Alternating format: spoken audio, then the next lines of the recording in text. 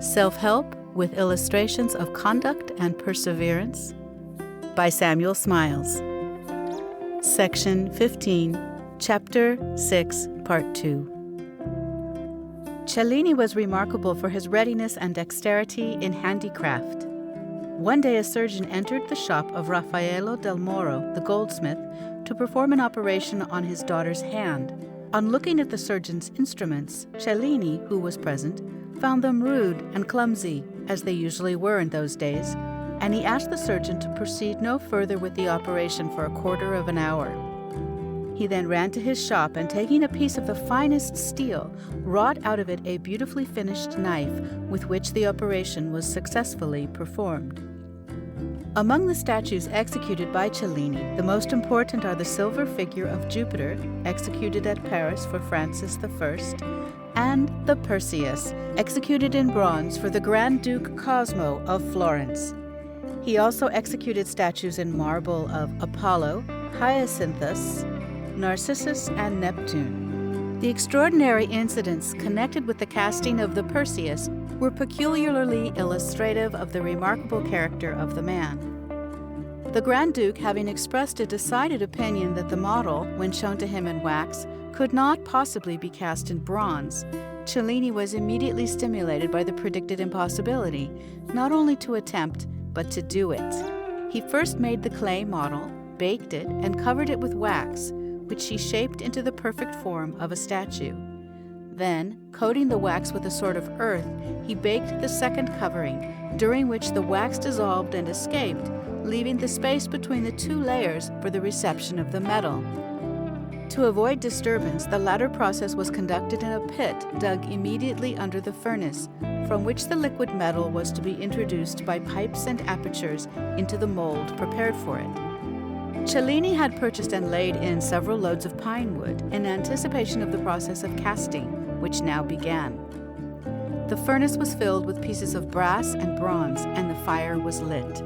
The resinous pine wood was soon in such a furious blaze that the shop took fire, and part of the roof was burnt, while at the same time the wind blowing and the rain filling on the furnace kept down the heat and prevented the metals from melting.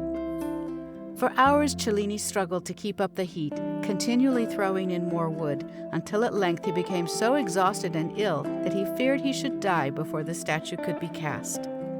He was forced to leave to his assistants the pouring in of the metal when melted, and betook himself to his bed. While those about him were condoling with him in his distress, a workman suddenly entered the room, lamenting that poor Benvenuto's work was irretrievably spoiled. On hearing this, Cellini immediately sprang from his bed and rushed to the workshop, where he found the fire so much gone down that the metal had again become hard. Sending across to a neighbor for a load of young oak, which had been more than a year in drying, he soon had the fire blazing again and the metal melting and glittering. The wind was, however, still blowing with fury, and the rain falling heavily, so to protect himself, Cellini had some tables with pieces of tapestry and old clothes brought to him, behind which he went on hurling the wood into the furnace. A mass of pewter was thrown in upon the other metal, and by stirring, sometimes with iron and sometimes with long poles, the whole soon became completely melted. At this juncture, when the trying moment was close at hand, a terrible noise as of a thunderbolt was heard, and a glittering of fire flashed before Cellini's eyes. The cover of the furnace had burst, and the metal began to flow. Finding that it did not run with the proper velocity, Cellini rushed into the kitchen, bore away every piece of copper and pewter that it contained, some 200 porringers, dishes, and kettles of different kinds, and threw them into the furnace. Then at length the metal flowed freely, and thus the splendid statue of Perseus was cast. The divine fury of genius in which Cellini rushed to his kitchen and stripped it of his utensils for the purposes of his furnace will remind the reader of the like act of Palissy in breaking up his furniture for the purpose of baking his earthenware. Excepting, however, in their enthusiasm, no two men could be less alike in character. Cellini was an Ishmael, against whom, according to his own account, every man's hand was turned. But about his extraordinary skill as a workman and his genius as an artist, there cannot be two opinions. Much less turbulent was the career of Nicolas Poussin, a man as pure and elevated in his ideas of art as he was in his daily life, and distinguished alike for his vigor of intellect, his rectitude of character, and his noble simplicity. He was born in a very humble station at Andelys, near Rouen, where his father kept a small school. The boy had the benefit of his parents' instruction, such as it was, but of that he is said to have been somewhat negligent, preferring to spend his time in covering his lesson books and his slate with drawings. A country painter, much pleased with his sketches, besought his parents not to thwart him in his tastes. The painter agreed to give Poussin lessons, and he soon made such progress that his master had nothing more to teach him. Becoming restless and desirous of further improving himself, Poussin, at the age of 18, set out for Paris, painting signboards on his way for a maintenance. At Paris, a new world of art opened before him, exciting his wonder and stimulating his emulation. He worked diligently in many studios, drawing, copying, and painting pictures.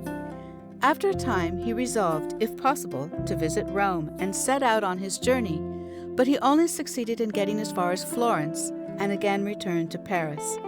A second attempt which he made to reach Rome was even less successful, for this time he got only as far as Lyon. He was, nevertheless, careful to take advantage of all opportunities for improvement which came his way, and continued as sedulous as before in studying and working. Thus 12 years passed, years of obscurity and toil, of failures and disappointments, and probably of privations. At length Poussin succeeded in reaching Rome. There he diligently studied the old masters, and especially the ancient statues, with whose perfection he was greatly impressed. For some time he lived with the sculptor Duquesnoy, as poor as himself, and assisted him in modeling figures after the antique. With him he carefully measured some of the most celebrated statues in Rome, more particularly the Antinous, and it is supposed that this practice exercised considerable influence on the formation of his future style.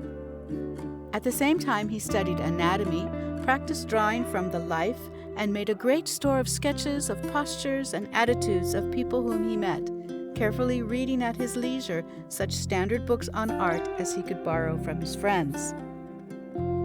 During all this time he remained very poor, satisfied to be continually improving himself. He was glad to sell his pictures for whatever they would bring. One, of a prophet, he sold for 8 livres, and another, The Plague of the Philistines, he sold for 60 crowns, a picture afterwards bought by Cardinal de Richelieu for 1,000.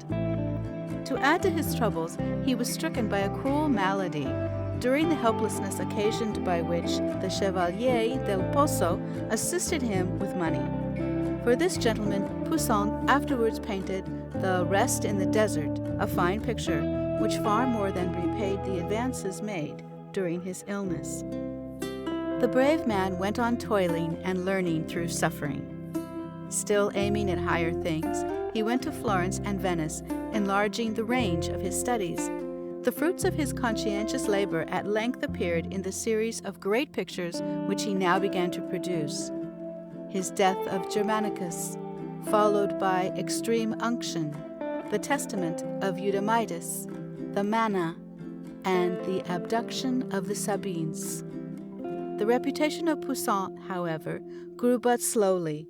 He was of a retiring disposition and shunned society.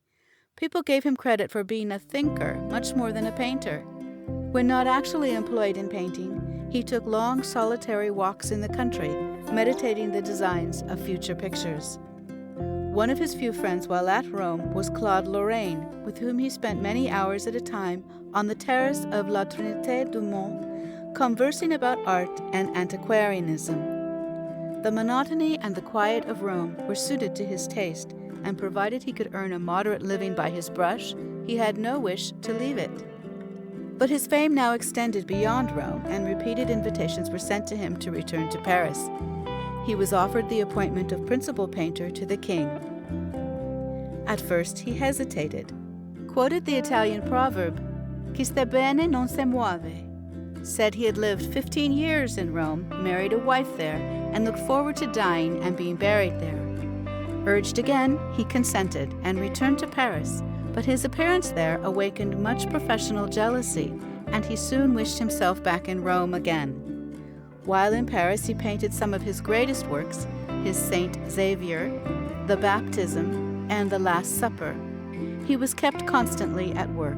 At first he did whatever he was asked to do, such as designing frontispieces for the royal books, more particularly a Bible and a Virgil, cartoons for the Louvre, and designs for tapestry.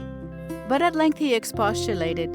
"It is impossible for me," he said to M. de Chanteloup, "to work at the same time at frontispieces for books, at a Virgin, at a picture of the Congregation of St. Louis, at the various designs for the gallery, and finally at designs for the royal tapestry. I have only one pair of hands and a feeble head, and can neither be helped nor can my labors be lightened by another." Annoyed by the enemies his success had provoked and whom he was unable to conciliate, he determined at the end of less than 2 years' labor in Paris to return to Rome. Again settled there in his humble dwelling on Mount Pincio, he employed himself diligently in the practice of his art during the remaining years of his life, living in great simplicity and privacy. Though suffering much from the disease which afflicted him, he solaced himself by study, always striving after excellence. "In growing old," he said, "I feel myself becoming more and more inflamed with the desire of surpassing myself and reaching the highest degree of perfection." Thus toiling, struggling, and suffering, Poussin spent his later years. He had no children, his wife died before him, all his friends were gone, so that in his old age he was left absolutely alone in Rome, so full of tombs, and died there in 1665, bequeathing to his relatives at Andelys the savings of his life, amounting to about 1,000 crowns, and leaving behind him, as a legacy to his race, the great works of his genius. The career of Ary Scheffer furnishes one of the best examples in modern times of a like high-minded devotion to art. Born at Dordrecht, the son of a German artist, he early manifested an aptitude for drawing and painting, which his parents encouraged. His father dying while he was still young, his mother resolved, though her means were but small, to remove the family to Paris in order that her son might obtain the best opportunities for instruction. There young Scheffer was placed with Guérin, the painter, but his mother's means were too limited to permit him to devote himself exclusively to study. She had sold the few jewels she possessed and refused herself every indulgence in order to forward the instruction of her other children. Under such circumstances, it was natural that Ary should wish to help her, and by the time he was 18 years of age, he began to paint small pictures of simple subjects, which met with a ready sale at moderate prices. He also practiced portrait painting, at the same time gathering experience and earning honest money. He gradually improved in drawing, coloring, and composition. The baptism marked a new epoch in his career, and from that point he went on advancing until his fame culminated in his pictures illustrative of Faust, his Francisca de Rimini, Christ the Consoler, the Holy Women, Saint Monica and Saint Augustine, and many other noble works. The amount of labor, thought, and attention, says Mrs. Grote, which Scheffer brought to the production of the Francisca must have been enormous. In truth, his technical education having been so imperfect, he was forced to climb the steep of art by drawing upon his own resources, and thus, whilst his hand was at work, his mind was engaged in meditation.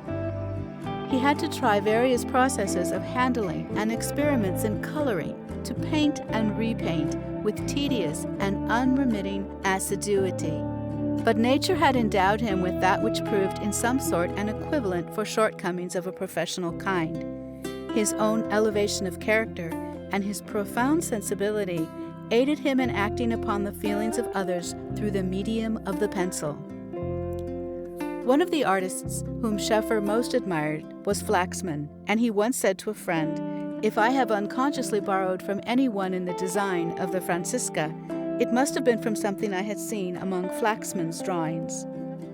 John Flaxman was the son of a humble seller of plaster casts in New Street, Covent Garden.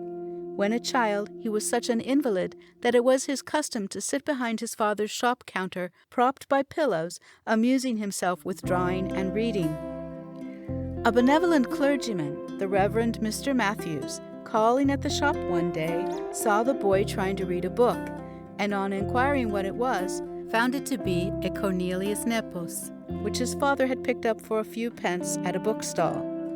The gentleman, after some conversation with the boy, said that was not the proper book for him to read, but that he would bring him one. The next day, he called with translations of Homer and Don Quixote, which the boy proceeded to read with great avidity. He was soon filled with the heroism which breathed through the pages of the former, and with the stucco Ajaxes and Achilleses about him ranged along the shop shelves, the ambition took possession of him that he too would design and embody in poetic forms those majestic heroes. Like all youthful efforts, his first designs were crude. The proud father one day showed some of them to Roubiliac, the sculptor, who turned from them with a contemptuous pshaw.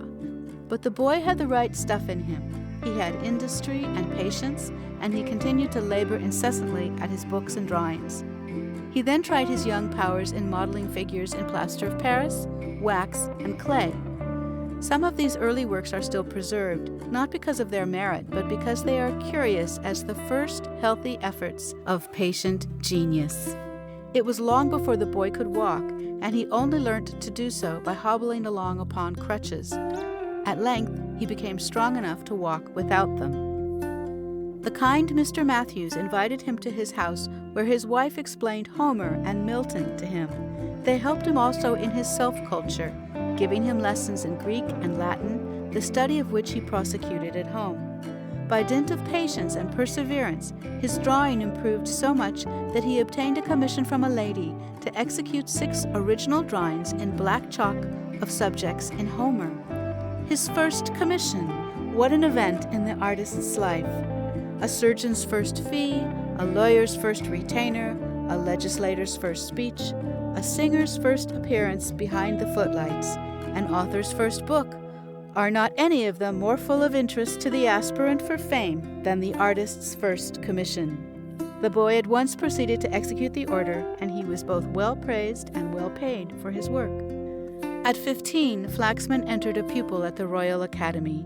Notwithstanding his retiring disposition, he soon became known among the students, and great things were expected of him. Nor were their expectations disappointed.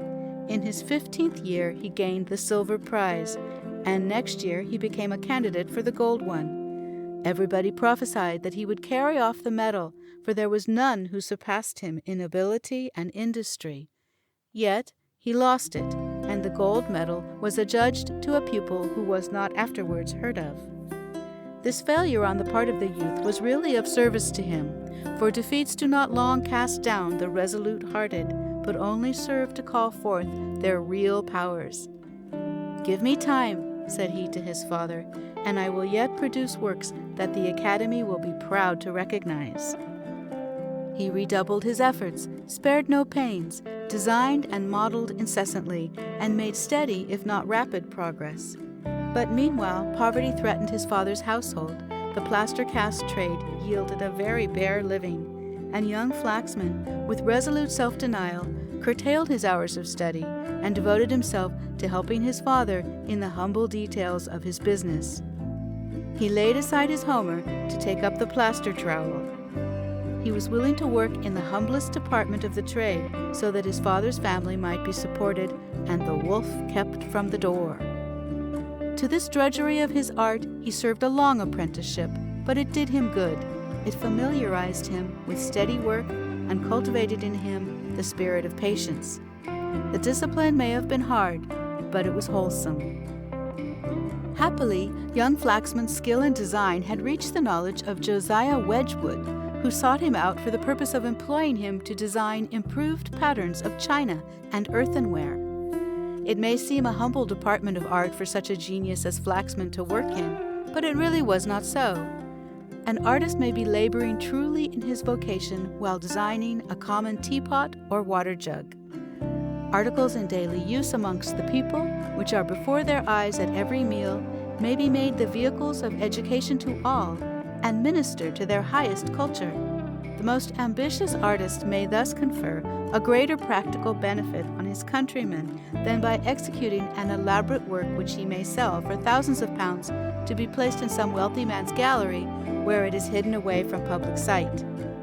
Before Wedgwood's time, the designs which figured upon our china and stoneware were hideous, both in drawing and execution, and he determined to improve both. Flaxman did his best to carry out the manufacturer's views. He supplied him from time to time with models and designs of various pieces of earthenware, the subjects of which were principally from ancient verse and history. Many of them are still in existence, and some are equal in beauty and simplicity to his after designs for marble. The celebrated Etruscan vases, specimens of which were to be found in public museums and in the cabinets of the curious, furnished him with the best examples of form, and these he embellished with his own elegant devices. Stuart's Athens, then recently published, furnished him with specimens of the purest shaped Greek utensils. Of these he adopted the best and worked them into new shapes of elegance and beauty. Flaxman then saw that he was laboring in a great work, no less than the promotion of popular education, and he was proud in after life to allude to his early labors in this walk, by which he was enabled at the same time to cultivate his love of the beautiful, to diffuse a taste for art among the people, and to replenish his own purse, while he promoted the prosperity of his friend and benefactor.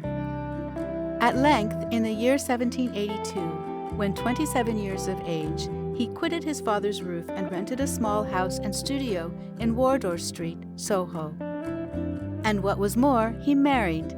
Anne Denman was the name of his wife, and a cheerful, bright-souled, noble woman she was.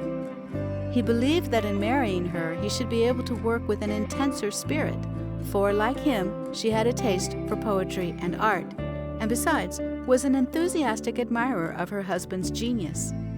Yet when Sir Joshua Reynolds, himself a bachelor, met Flaxman shortly after his marriage, he said to him, "So, Flaxman, I am told you are married. If so, sir, I tell you, you are ruined for an artist." Flaxman went straight home, sat down beside his wife, took her hand in his, and said, "Anne, I am ruined for an artist." "How so, John? How has it happened? And who has done it?" "It happened," he replied, "in the church, and Anne Denman has done it."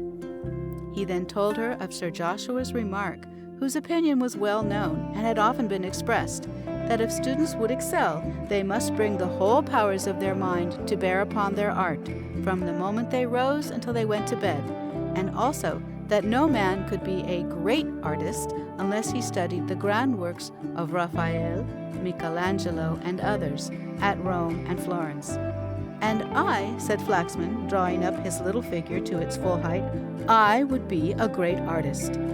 "And a great artist you shall be," said his wife, "and visit Rome too, if that be really necessary to make you great." "But how?" asked Flaxman. "Work and economize," rejoined the brave wife. "I will never have it said that Anne Denman ruined John Flaxman for an artist." And so it was determined by the pair that the journey to Rome was to be made when their means would admit. "I will go to Rome," said Flaxman, "and show the president that wedlock is for a man's good rather than his harm, and you, Anne, shall accompany me."